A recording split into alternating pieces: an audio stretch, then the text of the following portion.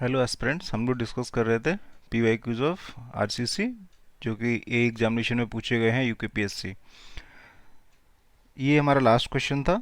यहाँ तक हमने डिस्कस कर लिया था लास्ट वीडियो में। उसके बाद ये हमारा नेक्स्ट क्वेश्चन है, उसी के आगे हम कंटिन्यू करते हैं। A question is saying a simply RC beam having clear span of 5 meter and support weight 300 mm has the cross section as shown in the figure. What is the effective span of beam as per IS 456? तो इसको calculate करने के लिए हमारे पास दो criteria हैं जिससे हम इसको कैलकुलेट करते हैं। पहले हम इसका लॉन्गिट्यूडनल सेक्शन देख लेते हैं, बीम का ड्रॉ करते हैं।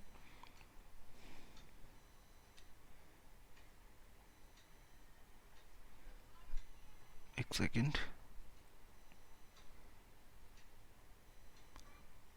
Suppose this is the longitudinal section and the support provided, and support की जो विड्थ दी हुई है वो दी हुई है 300 mm।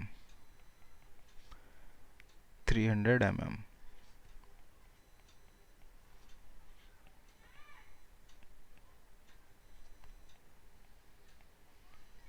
एंड क्लियर स्पेन दिया हुआ है 5 metre, sorry, clear span is 5 metre. तो जो क्राइटेरिया है जिससे हम इफेक्टिव लेंथ को कैलकुलेट करेंगे वो है एल इफेक्टिव इक्वल टू, इसमें से हमको मिनिमम वैल्यू को कंसीडर करना है। This first is clear span plus effective depth of beam. Second criteria is clear span plus first support centre to centre distance plus second support centre to centre distance. इसके हिसाब से हम calculate करते हैं। अगर first criteria से calculate करेंगे तो इफेक्टिव क्लियर स्पेन दिया हुआ 5 मीटर प्लस जो इफेक्टिव डेप्थ ऑफ बीम दी हुई है वो है 0.4 मीटर, विच इज़ 5.4 मीटर। अगर सेकंड क्राइटेरिया से कैलकुलेट करेंगे तो ये निकल के आ रही है, ये निकल के आएगी 5 प्लस 0.3/2 प्लस 0.3/2। ये वैल्यू निकल के आएगी 5.3 metre, that is 53 mm, 5300 mm। Hence the correct answer is A. Hope you understand this. चलिए अगला क्वेश्चन देखते हैं। Question is a singly reinforced concrete beam of 300 mm width and 750 mm effective depth is provided with 2000 mm square of steel. If the modular ratio is 15, the depth of neutral axis will be। तो ये working stress method का question है, WSM का question है। और जब हम इसमें न्यूट्रल एक्सिस कैलकुलेट करते हैं तो हम इसमें जो एरिया है कंक्रीट का उसका मोमेंट ऑफ एरिया ले लेंगे about the neutral axis, and the tension side से हम एरिया ऑफ मोमेंट ले लेंगे अबाउट द न्यूट्रल एक्सिस। तो ऐसा करने से ही क्या होगा, X A dot X A by two B, B होगा width equal to M dot A S T into D minus X A. यहाँ पे वैल्यू पुट कर लेते हैं। बी दिया हुआ है, विड्थ ऑफ बीम दिया हुआ है 300 mm इंटू एक्स एम को कैलकुलेट करना है, X square by two is equal to M दिया हुआ है 15, ए एस टी दिया हुआ है 2000 और डेप्थ दी हुई है, effective depth is 750 mm minus X ए।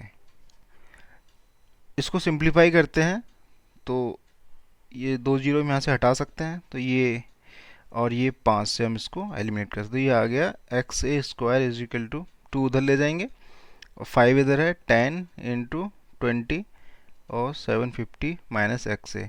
ये क्वाड्रेटिक इक्वेशन बनेगी। तो जब इसको सॉल्व करेंगे तो ये वैल्यू एक्स ए की वैल्यू निकल के आएगी 350 mm। Hence the B is the correct answer. अगला क्वेश्चन देखते हैं। Span to effective depth ratio for a continuous beam, span to effective depth ratio for a continuous beam with steel grade of 4Fe415 should not be less than. तो इसके लिए direct value code में दी हुई है, हमारे code ने इसके लिए डायरेक्ट वैल्यूज दी हुई हैं। For the cantilever, first we see the cantilever. For the cantilever its value is 7। For the simply supported beam its value is 20, and for continuous beam its value is 26। तो यहाँ पे हमसे continuous beam के लिए पूछा गया है, for the continuous beam, तो इसकी वैल्यू होगी 26। This is a L effective by D ratio, जिसकी वैल्यू कोड में डायरेक्टली हमको दी गई है. In a reinforced concrete beam, if the amount of reinforcement increases then the, तो हमसे पूछा जा रहा है कि अगर किसी भी reinforced बीम में अगर हम स्टील का अमाउंट इंक्रीज करते जाएं तो उसके न्यूट्रल एक्सिस पे क्या फर्क पड़ेगा. तो वो हम एक इसके स्ट्रेन कर्व से देख सकते हैं.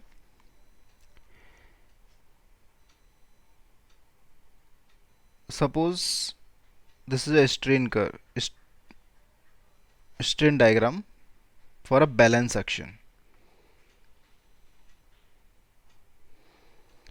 In this, concrete is on its limiting value 0.0035, जो कि इसकी लिमिटिंग वैल्यू हम ले लेते हैं, एंड 0.002 प्लस 0.87 एफ बाई ई एस. हमने स्टील की भी लिमिटिंग वैल्यू ले ली. I hope it's visible now. अभी हमने क्या किया, हम रीइंफोर्समेंट को इंक्रीज करते जा रहे हैं. जब हम रीइंफोर्समेंट को इंक्रीज करेंगे तो क्या होगा, जो हमारा स्टील है उसमें स्ट्रेन कम आएगा, उसमें स्ट्रेन अपनी परमिसिबल वैल्यू से कम आएगा. तो चलो हम थोड़ा सा स्टील को बढ़ा देते हैं, लेकिन हमारा कंक्रीट तो अपना उसी जो उसने स्ट्रेन परमिसिबल स्ट्रेन पे ही रहेगा, क्योंकि अभी ये सेक्शन जो है ओवर इन्फो सेक्शन होने जा रहा है, क्योंकि अब हम इसमें स्टील प्रोवाइड कर रहे हैं जो एएसटी लिमिटिंग है उससे ज़्यादा. तो हमने थोड़ा सा स्टील को बढ़ाया. तो हम क्या देखते हैं, जैसे हम थोड़ा सा स्टील बढ़ाएंगे तो क्या होगा कि ये अभी कंक्रीट में इस लेवल पे स्ट्रेन आएगा. तो क्या देगा कि ये न्यूट्रल एक्सिस डाउनवर्ड शिफ्ट हो गई. पहले न्यूट्रल एक्सिस थी एक्सी, जो कि थी यहाँ पे. अभी जब हमने थोड़ा सा रीइंफोर्समेंट बढ़ाया तो उसमें स्ट्रेन स्टील में कम हो जाएगी. तो कम होने से क्या हुआ, उसकी जो न्यूट्रल एक्सिस थी वो डाउनवर्ड शिफ्ट हो गई. अभी जो न्यू न्यूट्रल एक्सिस फॉर्म हुई है वो है एक्स ए वन. हमने थोड़ा सा और स्टील को बढ़ा देते हैं. अगर हम और थोड़ा सा स्टील बढ़ाएंगे तो क्या होगा कि स्ट्रेन स्टील में जो स्ट्रेन आएगा वो और कम हो जाएगा. सपोज अब ये स्ट्रेन आया स्टील के दिस मच स्ट्रेन, इस लेवल पे स्ट्रेन आए, तो क्या देख रहे हैं, ये तो न्यूट्रल एक्सिस और नीचे शिफ्ट हो गई. ऐसे ही जैसे हम रीइंफोर्समेंट को इंक्रीज करते जाएंगे तो जो स्ट्रेन की वैल्यू है रीइंफोर्समेंट वो कम होती जाएगी, और कम होती जाएगी तो न्यूट्रल एक्सिस कहाँ होगी, डाउनवर्ड शिफ्ट होती जाएगी. तो इसका ऑप्शन होगा neutral axis increases. Hence option B is a correct answer. Hope you understand this. Next question is, in a singly reinforced beam steel reinforcement is placed in. तो इन singly reinforced beam हम steel reinforcement को provide करते हैं इन the tension side, क्योंकि हमारा जो concrete होता है वो वीक होता है इन टेंशन, एंड उसकी जो कंप्रेसिव स्ट्रेंथ होती है वो अच्छी होती है. तो उसके लिए हम पहले एक सेक्शन ड्रॉ कर लेते हैं.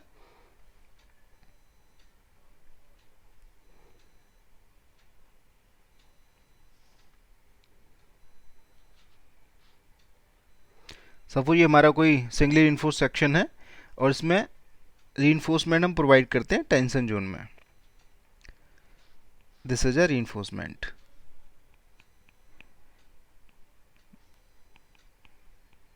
This is effective depth. तो हमेशा हम सिंगली रीइंफोर्स बीम में रीइंफोर्समेंट प्रोवाइड करेंगे in the tension side, in a tension zone. तो hence option is a correct answer. अगले क्वेश्चन की तरफ बढ़ते हैं. The maximum area of tension reinforcement in beam shall not exceed. ये question important है, 4 बार ये पूछा जा चुका है अब तक. एक बार यूपीपीएससी में पूछा गया है, टीएनपीएससी में तमिलनाडु पब्लिक सर्विस कमीशन में पूछा गया है, यूपीपीएससी में अगेन पूछा गया है, एंड यूकेपीएससी 2007 में पूछा गया है. तो इसके ये डायरेक्ट कोडल प्रोविजन है कि जो हमारी maximum area of tension enforcement in beam shall not be exceed 4% of the cross section area. तो hence the option D is a correct answer. Diagram के थ्रू भी देख सकते हैं what is the cross section area. It's the width of the cross section, and D is the overall depth of the cross section. तो इसका हम 4% लेंगे, तो 4/100 into B into D. It's a 0.04 BD. Sorry, 0.04 BD. And the option D is the correct answer.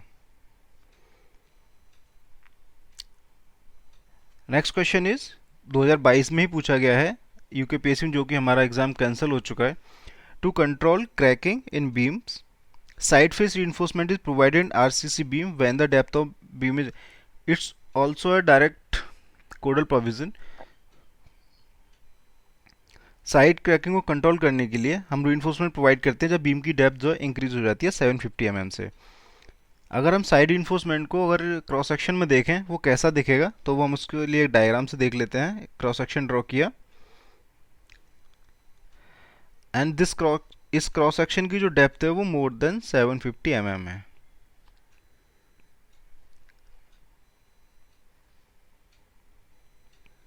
its depth is 750 mm, more than 750 mm. Suppose this is our steel reinforcement, tension reinforcement. जो side reinforcement हम provide करेंगे वो reinforcement हमें इस तरह से दिखेगा.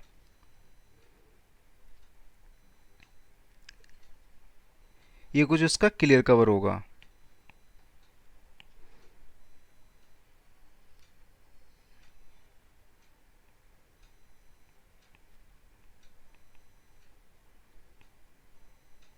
तो ये जो reinforcement हमने प्रोवाइड किया है ये हमने क्रैकिंग को कंट्रोल करने के लिए प्रोवाइड किया है.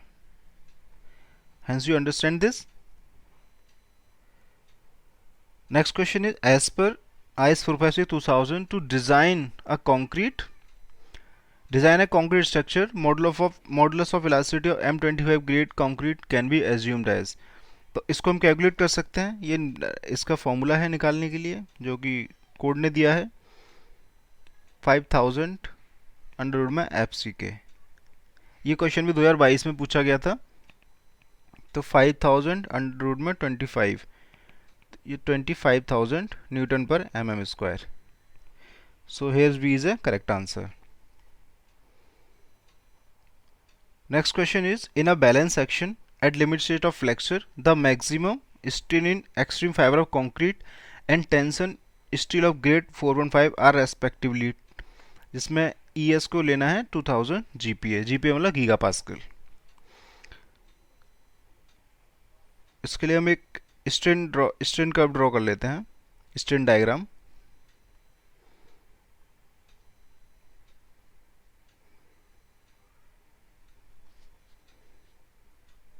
Suppose this is a strain diagram of a beam. Cross section भी ड्रॉ कर देते हैं.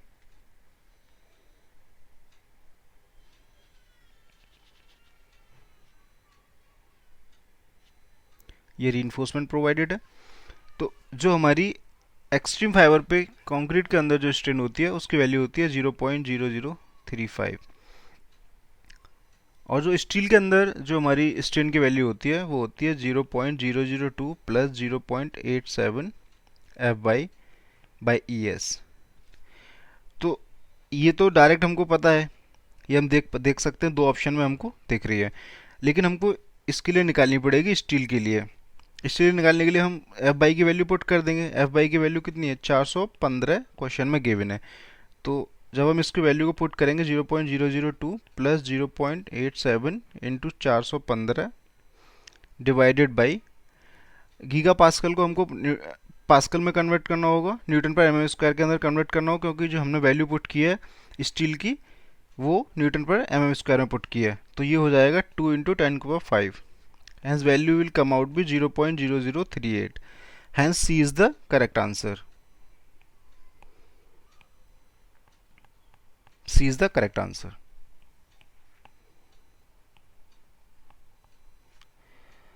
Next question की तरफ बढ़ते हैं. This is the last question.